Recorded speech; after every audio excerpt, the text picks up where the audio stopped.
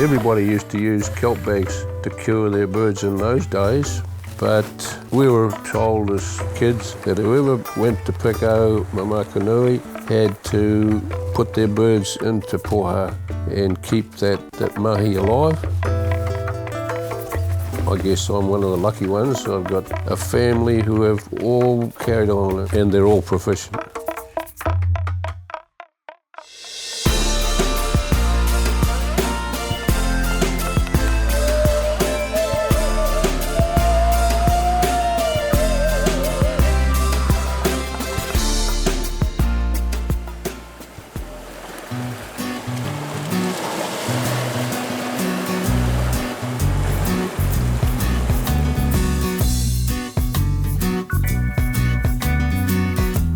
The Poha, the main part of it is the kelp bag.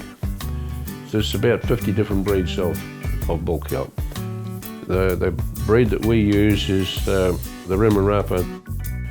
When you see it growing, if you see it a goldy sort of looking yellow colour, a nice fine kelp, and it has a nice, what we call honeycomb inside. It's easily opened, it's strong, and the right shape and size. I would have learnt as much from aunties and uncles, but my Pākehā grandmother would have been the one that really contributed the most, but a lot of others as well. It's the gathering really that is the memory. Like it's the trips up to Kaka Point to get the kelp. Things like there's a lot of preparation in it before actually doing it, if you know what I mean. Like a lot of gathering and travelling around. The whole fleet of us in the old Holden with the bacon egg pie and off go and spend the day at the beach getting kelp. Yeah, that's sort of good memories.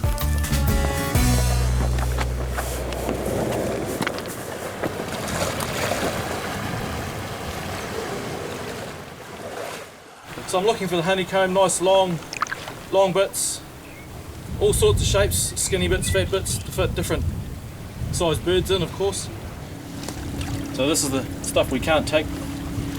It's got a few too many holes in it. So you can see the honeycomb through the middle here, none here on the edges. So we'll take this piece. That's coming with me.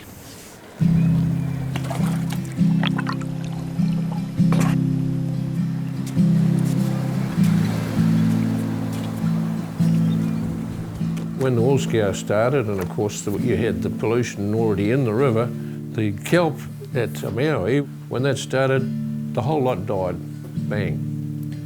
And then that pollution kept coming around the coast and we kept just ahead of it. And it came right round here to Bluff and it killed the kelp at Papakaya over the other side of the harbour. You know, now we have to go right down to Kaka Point to get our kelp, and we've even had a problem with pollution there in one place. The good thing is that the wool scour is finished in Invercargill now, and the black kelp, which is a hardy kelp and can stand more pollution than the favourite one of ours, it's come back to a Maui now. So hopefully we're on the right track and things will improve. We got more than I expected, that's real good.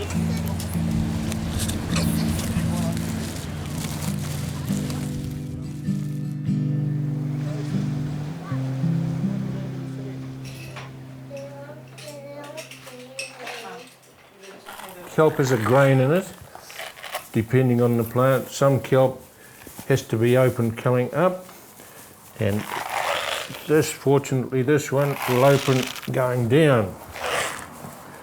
Limpet shell, place that inside. That sealed that hole off. You work with it as it's drying. You've got to check that the pressure is up in it, otherwise it'll shrink. And how it ends up when it's dried is the shape it'll stay forever. Some of them might be like a banana, so you hang weights on them to pull them straight and shape them as you go. So that's it. So there's the patch.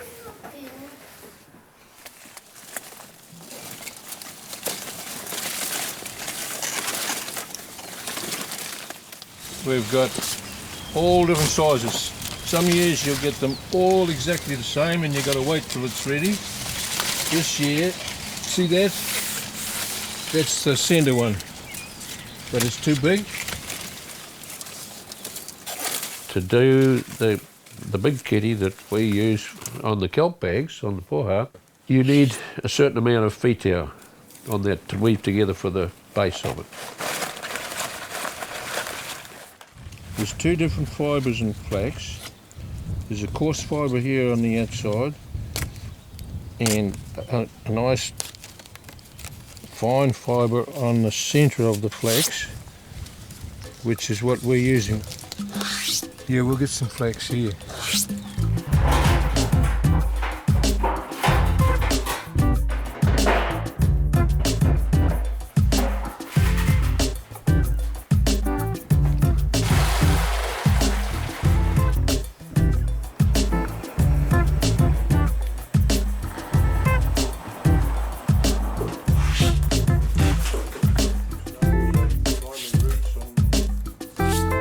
They're tied up in the bundles and dunked into the boiling water, copper full of water, and left for only a few minutes. If it's boiled too long, you'll cook it and it's not palatable, so it's not worthwhile cooking. So it's just to get all the gum and impurities off it and soften it so that it's nice and pliable and easily worked to make the kitty later.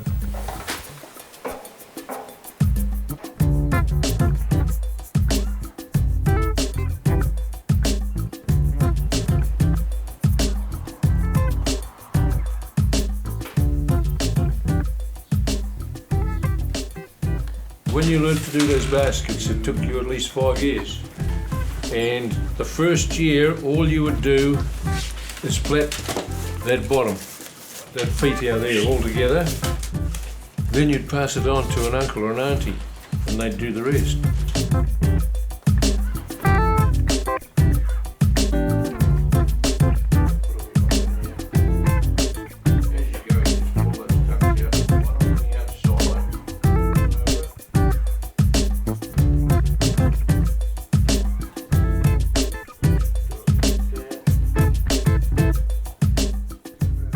We just stretch it out to get the whole weave tight, fit the kelp into the kitty, and there we are, all ready for the bark to be placed around it.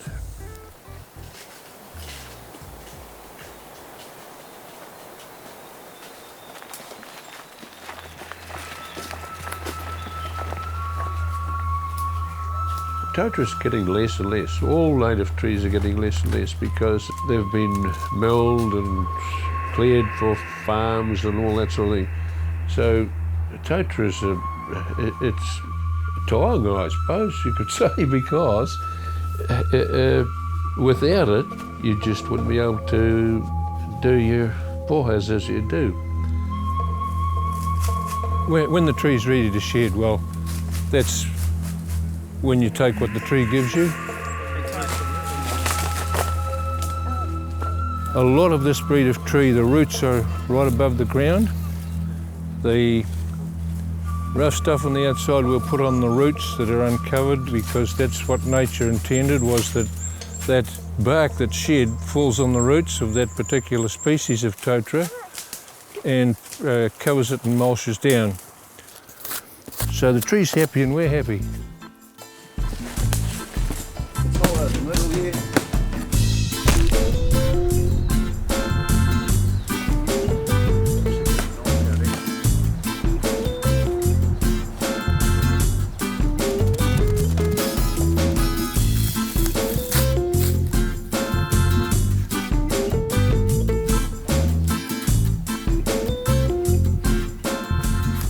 The bark that's nearest to the tree goes on the inside because the bark has a natural curve that way.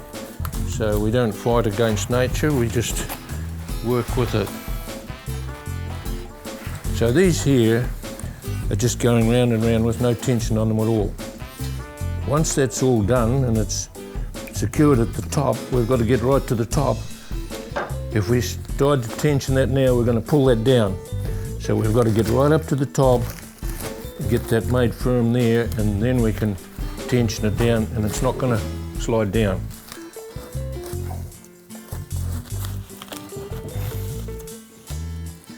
You can see it's starting to pull together and hold it secure now.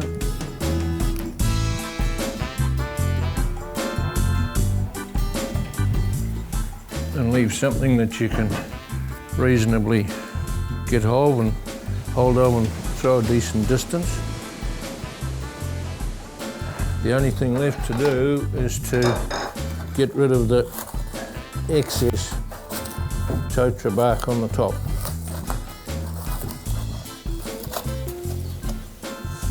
Mission accomplished.